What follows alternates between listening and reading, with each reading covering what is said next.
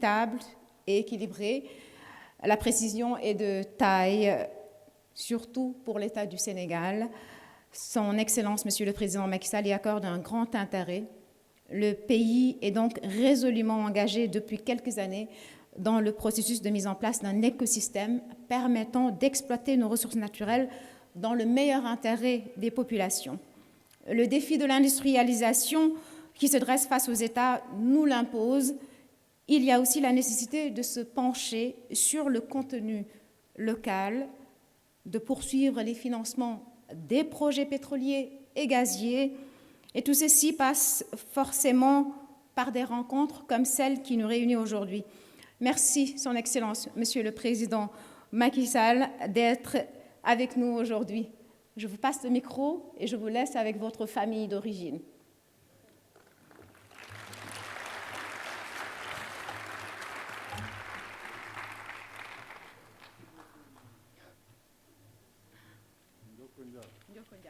On se fait un check? Voilà. Je lui ai parlé en sérère, Ndiokondjal.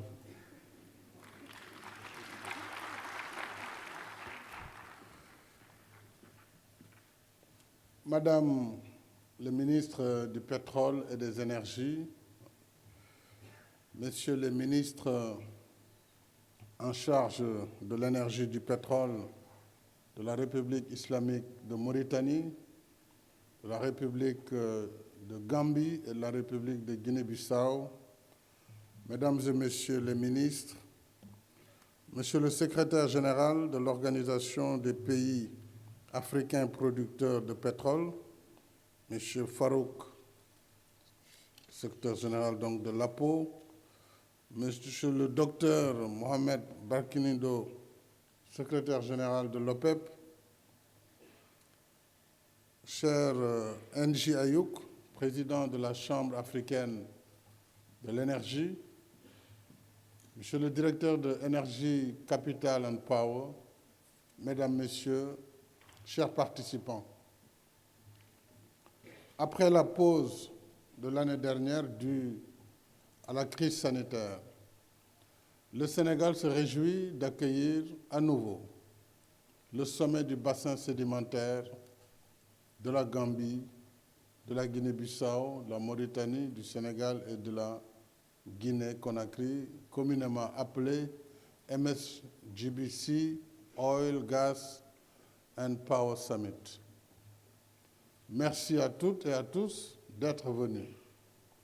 Je vous souhaite un agréable séjour parmi nous et un bon appétit pour votre tchéboudienne de tout à l'heure, je l'espère en tout cas, Madame la Ministre.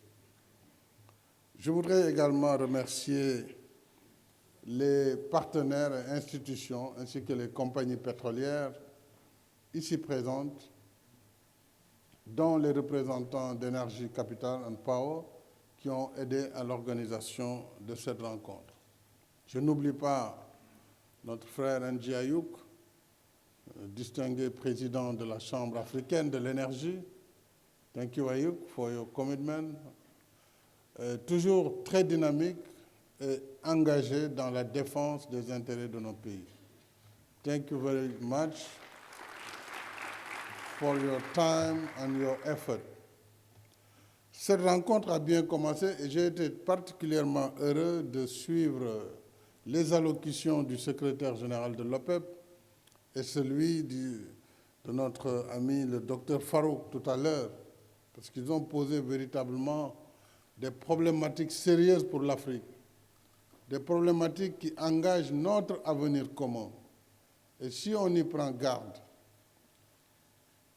aux côtés des injustices que l'Afrique vit depuis la nuit des temps, vont s'ajouter cette injustice climatique, ce nouveau discours sur la lutte contre les énergies fossiles, qui va totalement anéantir nos efforts de développement.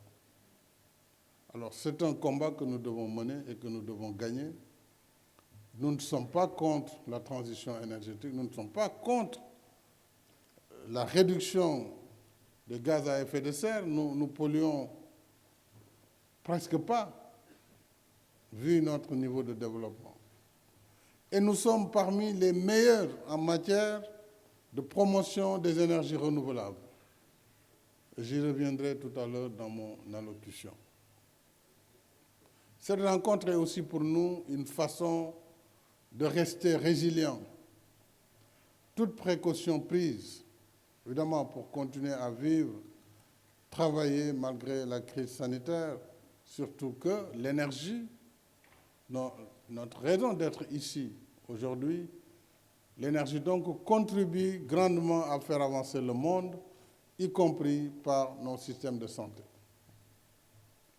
Quelques semaines après la COP26 de Glasgow, le thème de ce sommet qui suggère de réfléchir sur les énergies du futur, notamment comment financer une transition énergétique juste, équitable et inclusive, me paraît pertinent à plus d'un titre.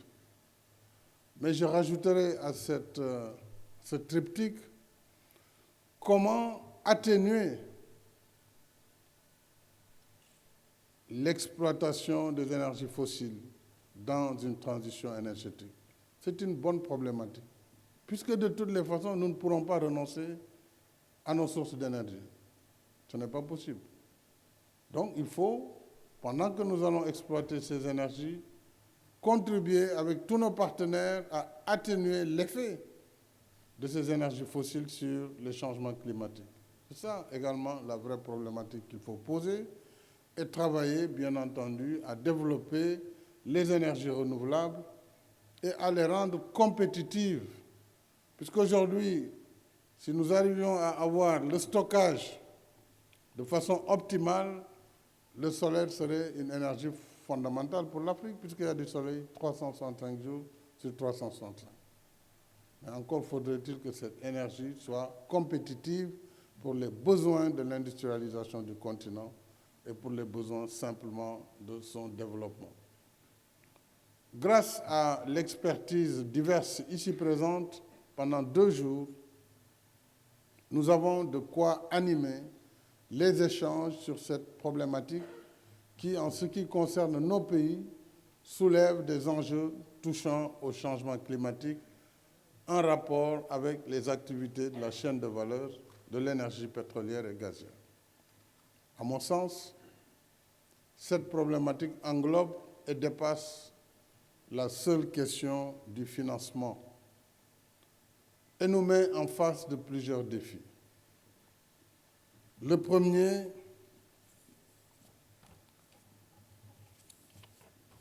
ce premier défi, donc, disais-je, est lié aux conditions et modalités d'exploration et d'exploitation de nos ressources.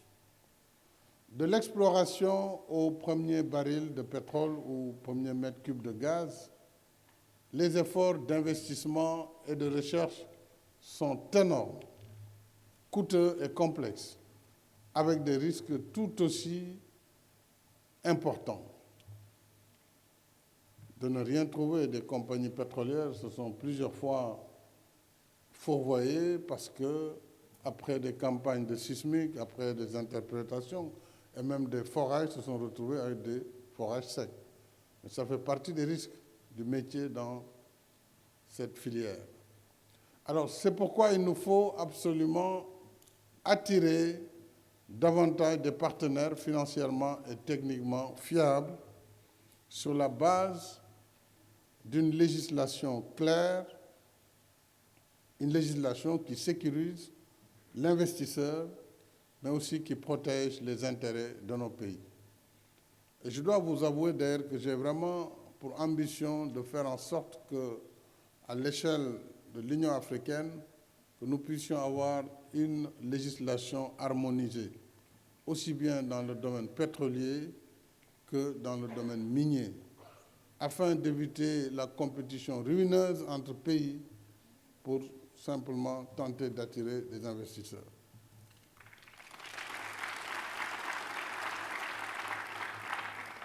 Il nous faut donc ce qu'on appelle un fair deal, pour paraphraser les anglo-saxons.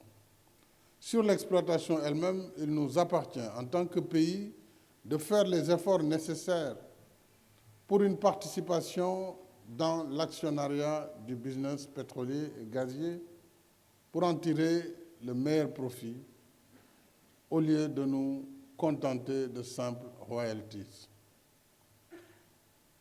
C'est un grand débat et je suis heureux de voir déjà dans le domaine des services que les Sénégalais et les Africains véritablement se sont mobilisés et se sont engagés pour que tout ce qui est activité parapétrolière déjà soit largement assumé par des nationaux ou des locaux pour parler à l'échelle africaine. Le second défi, à mon sens, d'ailleurs intimement lié au premier, porte sur la formation de ressources humaines de qualité.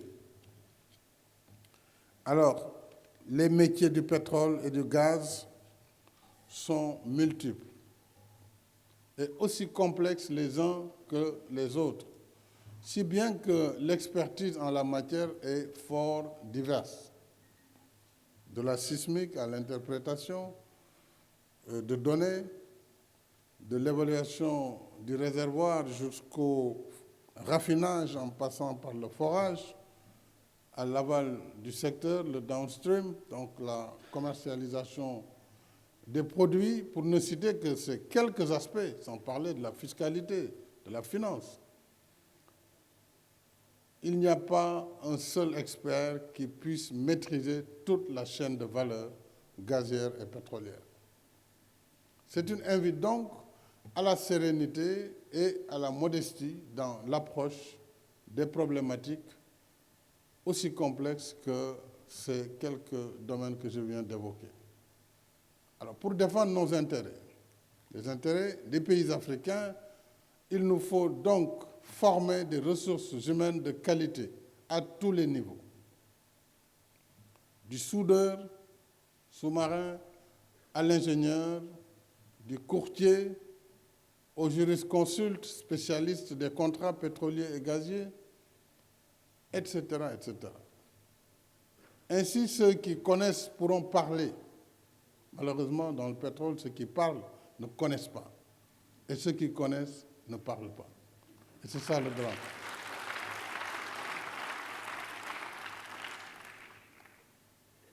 Ils pourront donc, ceux-là qui connaissent, parler et agir chacun dans son domaine de compétence. Et c'est l'objet de l'Institut national du pétrole et du gaz que j'ai créé pour former une masse critique de ressources humaines diversifiées mais hautement qualifiées, aptes à prendre en charge les enjeux de l'industrie pétrolière et gazière. Le troisième défi, c'est d'assurer une exploitation équitable et apaisée des gisements transfrontaliers. C'est ce que le Sénégal et la Mauritanie ont ensemble fait autour du grand champ GTA, Grand Tortue Ahmeyim. Et voilà un excellent exemple de collaboration qui montre que nous pouvons réaliser ensemble en parfaite intelligence et dans un domaine aussi complexe et en association avec un partenaire majeur, en l'occurrence British Petroleum. Et cette association tripartite, État du Sénégal, État de Mauritanie et BP, est d'autant plus appréciable, bien sûr avec Cosmos, qui est également membre de l'association, que nous l'avons mise en place dans des délais nettement plus courts que la moyenne habituelle mondiale. Cela veut dire qu'il n'y a ni fatalité, ni malédiction du pétrole, ni concurrence ruineuse si la volonté politique existe de part et d'autre. Du reste, c'est le même modèle de coopération apaisée et intelligente que nos pays mènent depuis plusieurs décennies autour de l'Organisation pour la mise en valeur du fleuve Sénégal ainsi que de l'Organisation pour la mise en valeur du fleuve Gambie. L'autre enjeu de l'exploitation pétrolière réside dans la nécessité pour les secteurs privés de nos pays d'associer leurs moyens pour bénéficier des opportunités que leur offre la législation sur le contenu local. Je vais vous faire une petite anecdote. Lorsqu'il s'est agi de créer la base logistique au port, je me suis retrouvé avec au moins une trentaine de Sénégalais, chacun ayant son partenaire étranger et qui voulaient gagner cette plateforme. Je leur ai dit, messieurs et madame, c'est bien qu'un de vous gagne avec son partenaire, mais qu'est-ce que ça nous rapporte, nous, Sénégal? Vous allez être seuls et tous les autres vont perdre. Je préfère que vous travailliez en consortium. Vous mettez de côté d'abord le partenaire stratégique. Ensemble, créez ce consortium sénégalais et ce consortium va chercher un partenaire. Ça a été difficile, mais à la fin du processus, et j'en ai revu d'autres, ils ont tous été heureux de travailler ensemble dans un consortium. Et ensemble, aujourd'hui, je crois qu'ils sont en train de développer cette plateforme logistique ici au port de Dakar. Ce que je veux dire par là, c'est qu'il faut également que nos secteurs privés apprennent à travailler ensemble, puisque nous sommes trop petits, infiniment petits par rapport aux gens qui sont en face de nous. Alors, si chacun va avoir sa petite entreprise, il est PDG, il est DG, il est je ne sais quoi d'autre, c'est bien. Mais ensemble, on fait mieux et on fait plus. Donc, je vraiment voudrais citer des exemples sur la production énergétique également. J'ai dû faire la promotion. Ça n'a pas été facile parfois avec les partenaires puisque c'était inhabituel qu'un pays décide de dire, moi, mon IPP, je le donne à mes nationaux. Ça a créé beaucoup de vagues. Mais bon, finalement, ils ont compris qu'il n'y avait rien de non transparent dans cette affaire, mais il y avait un choix politique de développer et de donner également une richesse nationale aux acteurs privés nationaux dans un domaine aussi important que le domaine de la production électrique. Jusque-là, depuis 1998, le Sénégal fait des IPP et jusque-là, il n'y avait pas un seul franc de capital national dans cette activité. Et pourtant, ce sont les Sénégalais qui consomment cette énergie. L'argent vient du Sénégal et il serait bon qu'il y ait des Sénégalais acteurs. C'est aussi simple que cela. Bien sûr, dans la transparence et dans la compétitivité. J'encourage vivement l'échange d'expériences et de bonnes pratiques dans ce domaine comme dans d'autres. Apprendre les uns des autres est l'un des objectifs majeurs de ce rendez-vous. Et nous avons en Afrique de grands pays qui ont commencé l'exploitation depuis plus de 50 ans. Je peux citer le Nigeria, je peux citer l'Algérie, l'Angola, le Congo, etc. Nous devons pouvoir, nous qui sommes maintenant sur la rampe pour démarrer une exploitation, également aller apprendre chez nos voisins, chez nos frères et sœurs, la pratique, connaître les erreurs qui ont été commises pour ne pas commettre les mêmes erreurs, bénéficier de leur expérience et également adapter notre expérience sur la connaissance de tout cela. Le quatrième défi, enfin, à mon sens, et sans être exhaustif, c'est la nécessité pour nos pays d'exploiter leurs ressources énergétiques pour satisfaire leurs besoins d'industrialisation et de développement économique et social. Et ceci dans un contexte mondial de lutte contre le réchauffement climatique. Les importantes découvertes faites ces dernières années confirment clairement que le bassin MS-GBS, qui est un des bassins sédimentaires les plus importants, en tout cas en Afrique de l'Ouest, recèle un potentiel en ressources gazières et pétrolières de classe mondiale. Nos pays étant en retard sur tous les fronts du développement, nous avons besoin d'exploiter nos ressources pour alimenter notre tissu économique, industriel, encore embryonnaire, irriguer les autres secteurs de l'économie, l'agriculture, le développement de l'élevage, tous les autres secteurs d'activité, mais surtout assurer à nos populations l'accès universel à l'électricité à des coûts abordables. Ça doit être l'ambition de tout pays, et particulièrement des pays africains. Alors, en évoquant ces défis et enjeux liés à l'industrie du pétrole et du gaz, je n'oublie pas pour autant les efforts considérables que nous déployons pour le développement des énergies renouvelables. Et peut-être nous ne le disons pas assez. S'agissant du solaire, par exemple, un pays comme le Sénégal est parti de loin. Il y a une mini-centrale de 2 MW ici, dans ce centre, qui a été construit en 2013 pour alimenter. Ce centre, en réalité, est autonome parce qu'il est alimenté à l'énergie solaire. De ces 2 MW, nous sommes arrivés à plus de 166 MW en énergie solaire.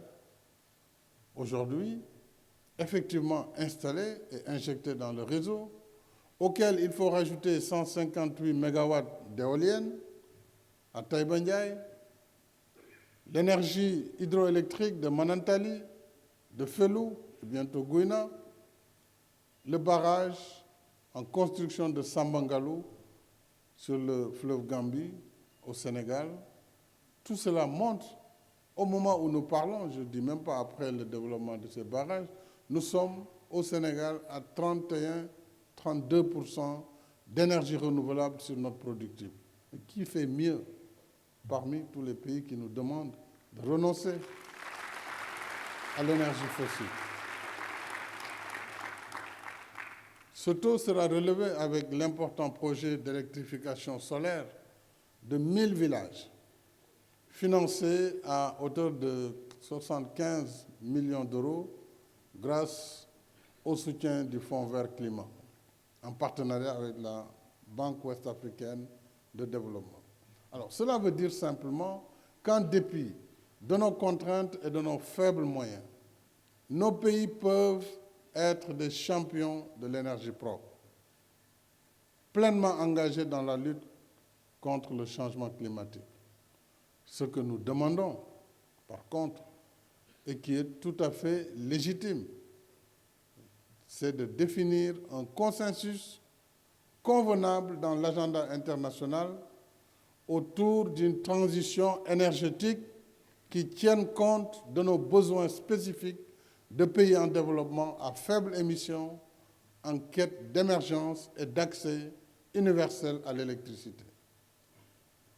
C'est simplement une question de justice climatique.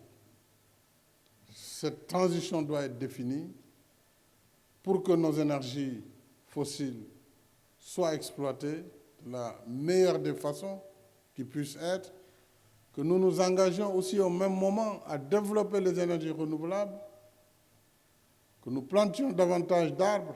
Nous avons déjà la Grande Muraille Verte dans cette partie de l'Afrique. Et je serais heureux d'ailleurs de proposer une seconde muraille verte vers l'Afrique australe, au sud du Kalahari, elle va être moins longue que le Dakar-Djibouti, et qui pourrait partir de la Namibie jusque de l'autre côté au Mozambique. Nous avons beaucoup de choses à faire en matière de climat, mais nous ne pourrons pas accepter qu'on dise que l'Afrique ne peut pas et doit cesser d'exploiter ces énergies fossiles. Et j'espère que cette question et sur bien d'autres, vos travaux contribueront à nourrir nos réflexions, nous enrichir mutuellement et surtout éclairer nos décisions.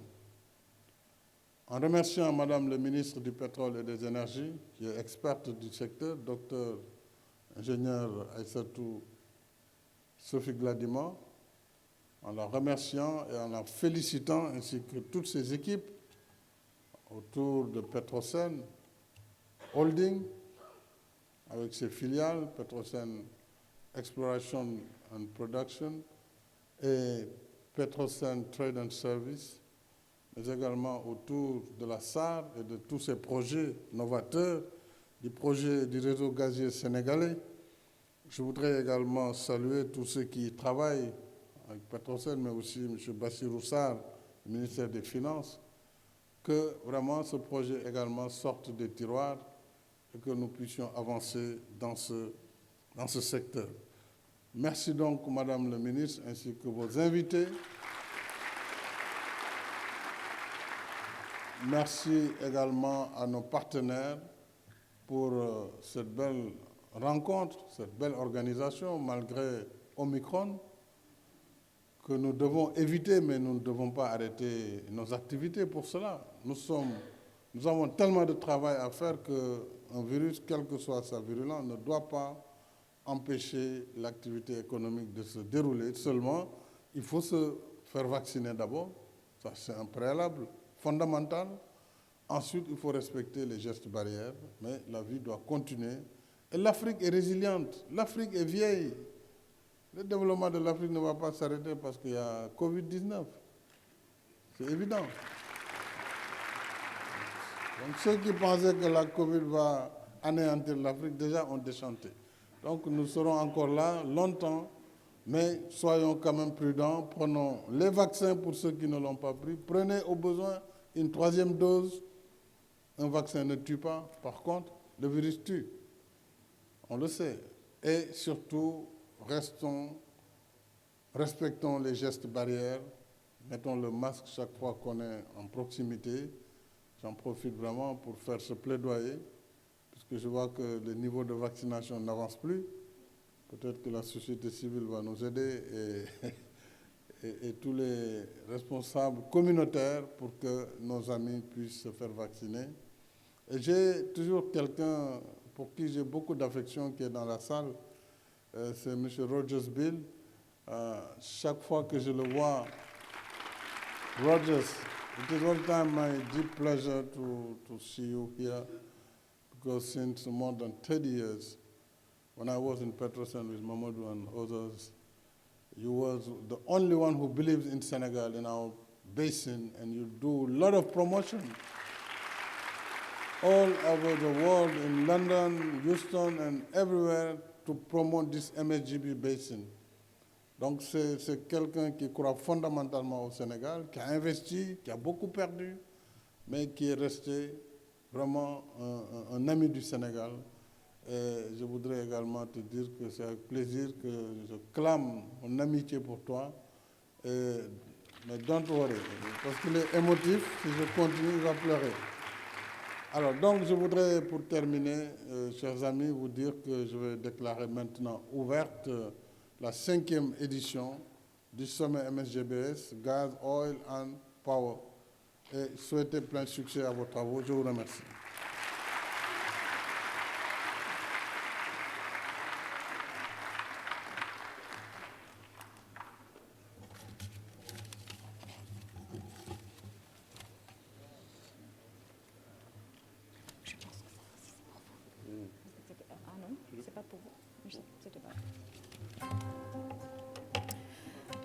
Merci beaucoup, Excellence, Monsieur le Président de la République, Macky Sall.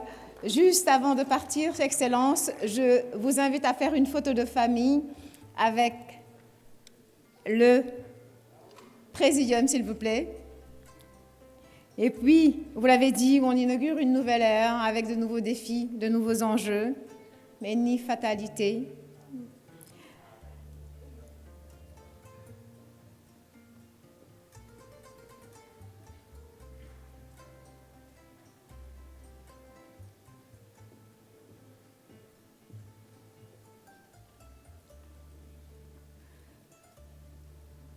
Le président de la République, donc, qui va rejoindre le Présidium pour la photo de famille. Messieurs et dames, les photographes, je vous invite à venir immortaliser ce moment. Et Monsieur le Président, vous m'avez dit bonjour tout à l'heure en CRR. Alors, il y a une troupe qui est venue spécialement de Joal pour vous accompagner en musique CRR.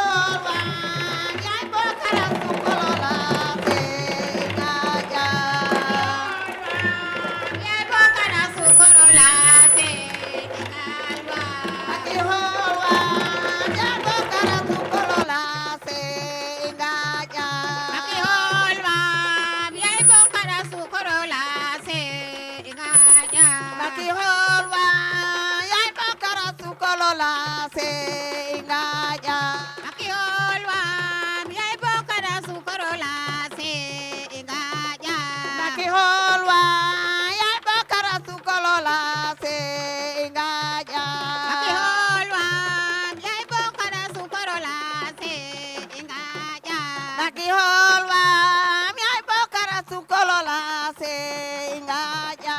Maki holwa mi ay bokara sukolola se ingaja. Maki holwa mi ay bokara sukolola se ingaja. Maki holwa mi ay bokara sukolola se ingaja. Maki holwa mi ay bokara sukolola se ingaja. Maki holwa mi ay bokara sukolola se ingaja. Asusima ay boka salne magwe soke joka njal jomboy ko he. Asusima ay boka salne magwe soke joka njal jomboy ko he. Asusima ay boka salne magwe soke joka njal jomboy ko he. Asusima ay boka salne magwe soke joka njal jomboy ko he. Asusima ay boka salne magwe soke joka njal jomboy ko he. Asusima ay boka salne magwe soke joka njal jomboy ko he. Asusima ay boka salne magwe soke joka njal jomboy ko he. Asusima ay boka salne magwe soke joka njal jomboy ko he. Simye simye